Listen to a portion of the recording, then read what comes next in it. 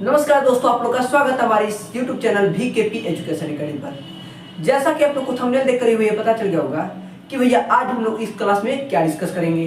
तो जी हाँ, आज हम इस क्लास में भैया पढ़ेंगे मैथ का सबसे पहला चैप्टर जो है संख्या पद्धत, जिसे इंग्लिश में बोलते हैं भैया नंबर सिस्टम। तो सबसे पहले जानते हैं भैया नंबर सिस्टम में क्या क्या पढ़ना होता है। तो आपको नाम से ही पता चल रहा होगा भैया इस संख्या पद्धति में यानी कि नंबर सिस्टम में हमें नंबर यानी कि संख्या के बारे में पढ़ना होता है पूरा एकदम अच्छे से।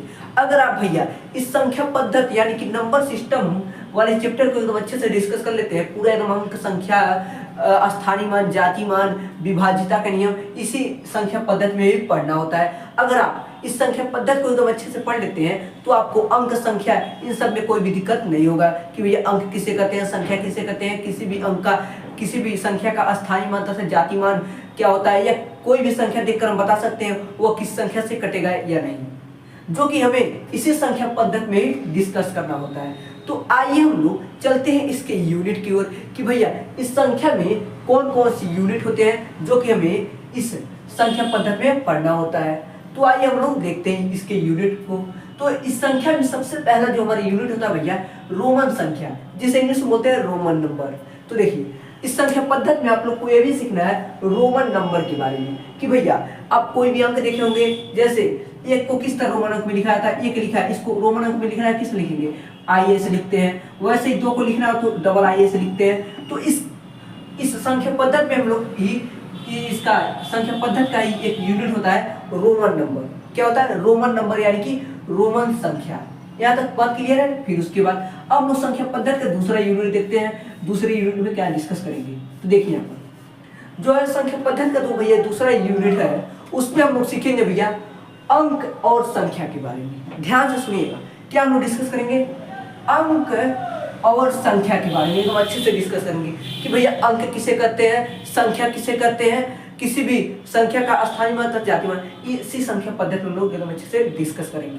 तो दूसरा यूनिट क्या है भैया अंक और संख्या के बारे में एकदम अच्छे से हम लोग डिस्कस करेंगे, ठीक है। फिर उसके बाद तीसरे यूनिट में हम लोग भैया देखेंगे क्या, तीसरे यूनिट में देखेंगे भैया किसी भी संख्या को पढ़ने का क्या कैसे पढ़ा जाता है। क्या कोई भी संख्या लिखा है उसे हम लोग कैसे पढ़ेंगे, यह हम लोग तीसरे यूनिट में देखेंगे संख्या पद्धति की। जैसे मान लीजिए हमने यहाँ पर लिख दिया भैया, इसको आप लोग कैसे पढ़ेंगे, हमने इतना बड़ा कुछ लिख दिया, इसे आप कैसे पढ़ेंगे।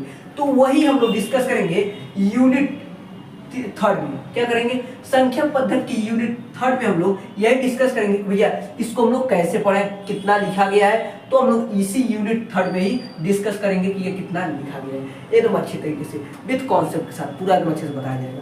फिर उसके बाद भैया जो हमारा चौथा यूनिट है वो हमारा है किसी भी संख्या का स्थानीय तथा जाति मान, जिसे इंग्लिश में बोला जाता है भैया place value and face value. देखिए कोई भी संख्या दिया गया है उसका कई बार पूछ देता है स्थानीय मान बताइए, जाति मान बताइए। तो एकदम अच्छे से हम लोग डिस्कस करेंगे भैया चौथी संख्या पद्धति के चौथे यूनिट में किसी भी संख्या का स्थानीय तथा जाति मान कैसे निकाला जाता है, एकदम अच्छे से भैया समझेंगे हम लोग। फिर यहाँ पर देखिए पांचवा जो हमारा है, पांचवा जो हमारा यूनिट है भैया संख्या के प्रकार। यह बहुत इंपॉर्टेंट है। क्या संख्या के प्रकार जो है भैया, संख्या के कितने प्रकार होते हैं। बहुत सारे बच्चों को कंफ्यूजन होता है भैया, कई प्राइम नंबर हमने देखा, कई रेशनल नंबर देखा, कई फ्रैक्शन देखा, कई डेसिमल देखा भैया, कई रियल नंबर देखा, कई इमेजिनरी नंबर देखा। ये सब भैया क्या है, हमें संख्या का प्रकार में पूरे अच्छे से कॉन्सेप्ट क्लियर नहीं है। तो हम लोग कैसे आगे मैथ में संख्या से रिलेटेड मैथ लगाएंगे, उसमें तो बहुत प्रॉब्लम होगा। तो उसी प्रॉब्लम को मद्देनजर रखते हुए ये सब यूनिट बनाए गए हैं संख्या पद्धति में। अगर आप इस संख्या पद्धति को एकदम अच्छे से समझ लेते हैं भैया तो आपको मैथ के क्वेश्चन को समझने में कोई भी दिक्कत नहीं होगा। जब आपका भैया बेस ही क्लियर रहेगा तो आप लोग को किसी भी सवाल को लगाने में कोई दिक्कत होगा नहीं, दिक्कत होगा। तो वही हम लोग इस संख्या पद्धति के पांचवें यूनिट में पढ़ेंगे भैया संख्या के प्रकार के बारे में। संख्या के कितने प्रकार होते हैं और उन प्रकारों को जानेंगे, उनके जो प्रकार होते हैं उनका क्या डिफिनेशन होता है और कैसे होते हैं, एकदम अच्छे से जानेंगे। फिर उसके बाद भैया छठवां जो यूनिट है हमारा वो है विभाज्यता का नियम। जी हाँ, विभाज्यता का नियम, ये जिसे इंग्लिश में भैया बोलते हैं डिविजिबिलिटी रूल। जब मान लीजिए कोई इतना बड़ा संख्या दे दिया गया है भैया, इसमें पूछा जाए ये बताइए 5 से कटेगा या नहीं, या 9 से कटेगा या नहीं, या 11 से कटेगा या 7 से कटेगा, या 8 से कटेगा, या 4 से कटेगा, 2 से कटेगा, 3 से कटेगा, तो इसी को हम लोग समझेंगे कि भैया इस संख्या को देखकर आप बता सकते हैं कि ये 2 से कटेगा, 3 से कटेगा, कि 4 से कटेगा, कि 5 से कटेगा। इसी विभाज्यता का नियम है भैया, हम लोग देखते हैं भैया किसी भी संख्या को कैसे पता कर सकते हैं हम लोग भैया, कितना हो बड़ी संख्या दिया गया है उसे कैसे पता कर सकते हैं वो किस संख्या से कटेगा, किस संख्या से नहीं। इसी विभाज्यता के नियम हम लोग अच्छे से डिस्कस करते हैं।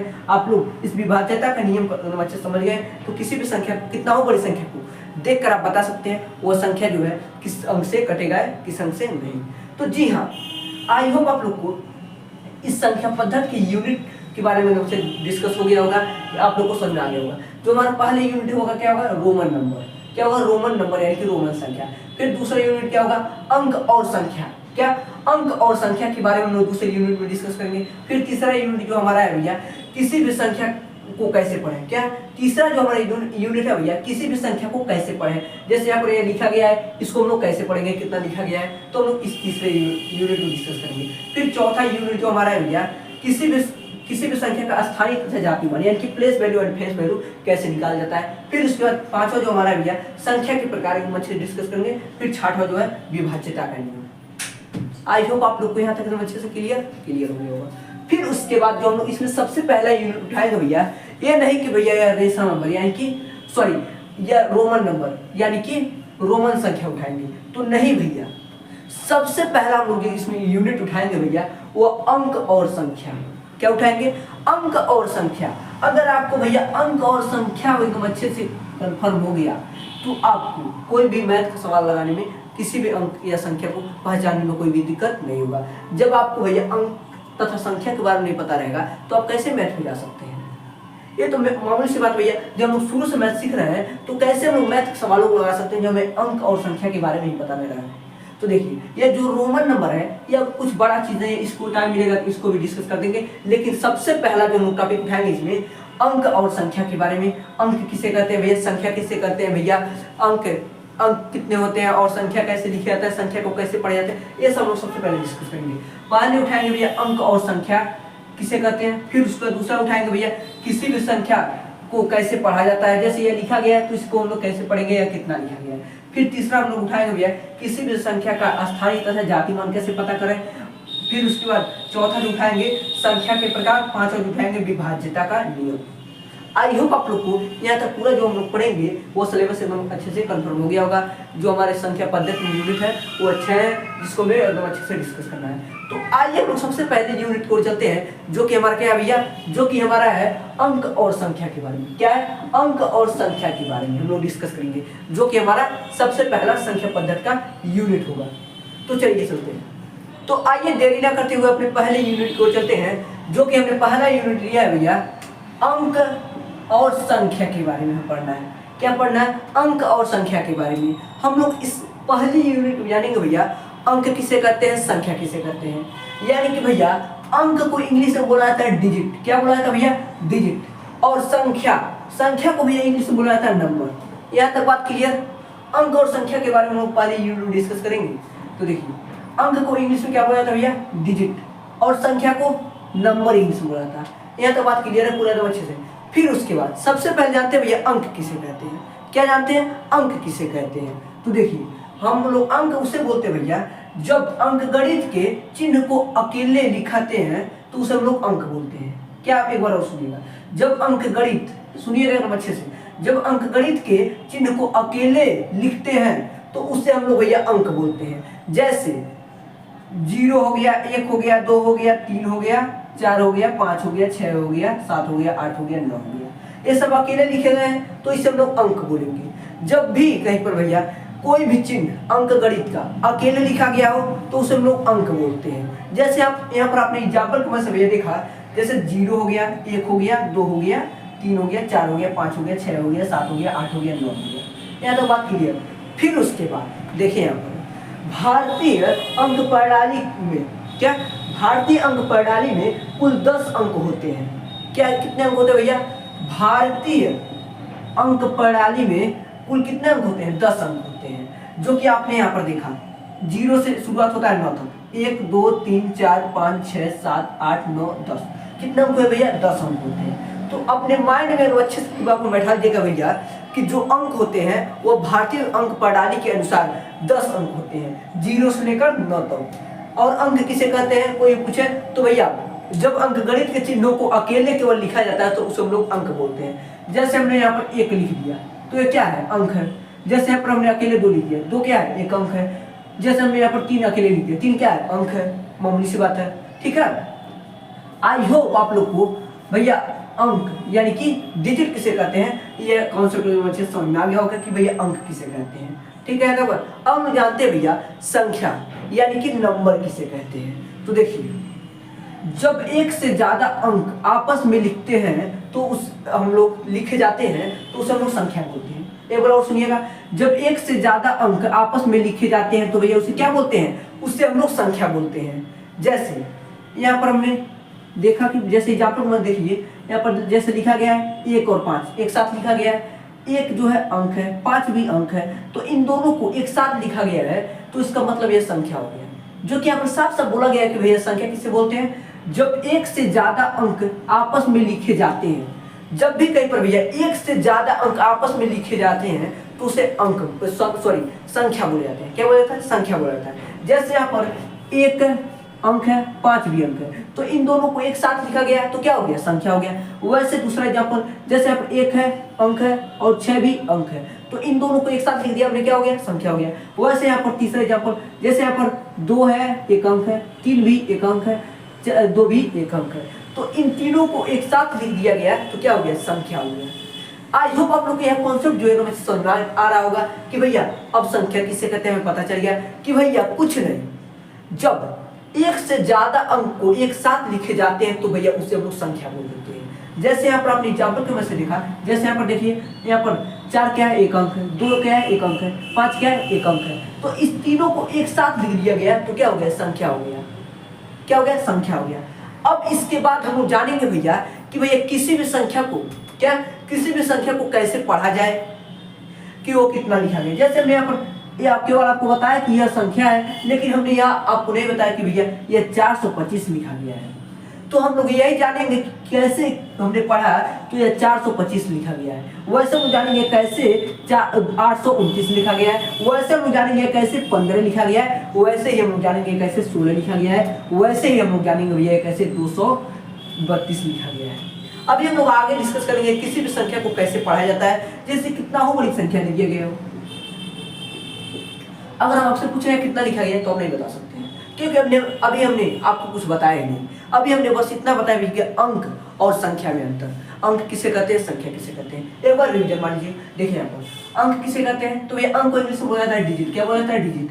देखिए अंक किसे बोलते हैं? जब अंक गणित के चिन्ह को अकेले लिखते हैं तो उसे हम लोग भैया अंक बोलते हैं। जब भी कहीं पर दिखे अकेले तो उसे हम बोल देंगे भैया अंक, ठीक है। जैसे आपने यहाँ पे एग्जाम्पल में से देखा 0 अकेले लिखा गया, 1 अकेले लिखा गया, 2 अकेले लिखा गया, 3 अकेले लिखा गया, 4 अकेले लिखा गया, ऐसे ही 9 तक लिखा गया है।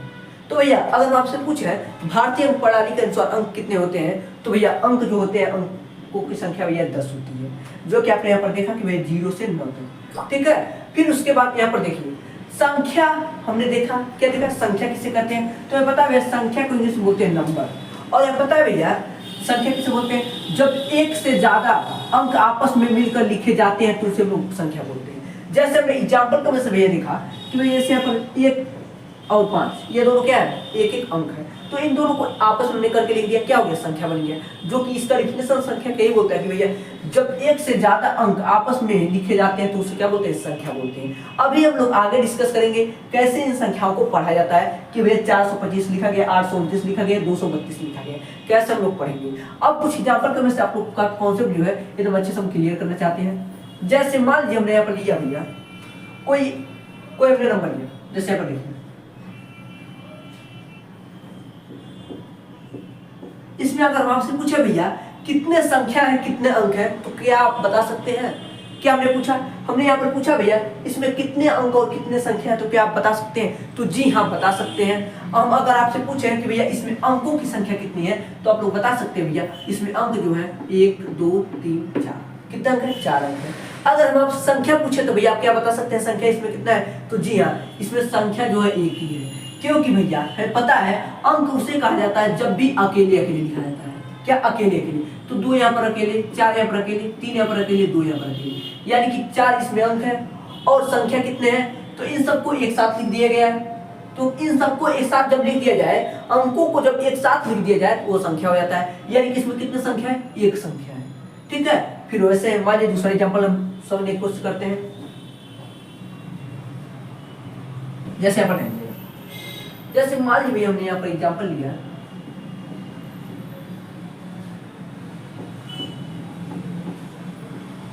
देखिए या पहले में देखिए, अगर हम आपसे पूछे इसमें कितने अंक हैं तो क्या आप बता सकते हैं? तो जी हाँ आप बता सकते हैं। इसमें आप देखेंगे भैया अकेले लिखा गया, अकेले अकेले कर लो, क्या कर लो? अकेले जो लिखा गया उसे अकेले अकेले कर लो। तो इसमें क्या अकेले 4 2 9, कितने अकेले? 3 है। तो इसमें अंक कितने हो गए? 3, 1 2 3, कितने अंक हो गए? 3 अंक हो गए। ठीक है, तो बाद फिर उसके बाद दूसरे में देखते हैं।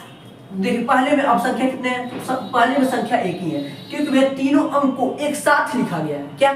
जब भी कहीं पर अंकों को एक साथ लिखा जाए तो उसे हम लोग संख्या बोल देते हैं। तो यहाँ पर क्या लिखा गया?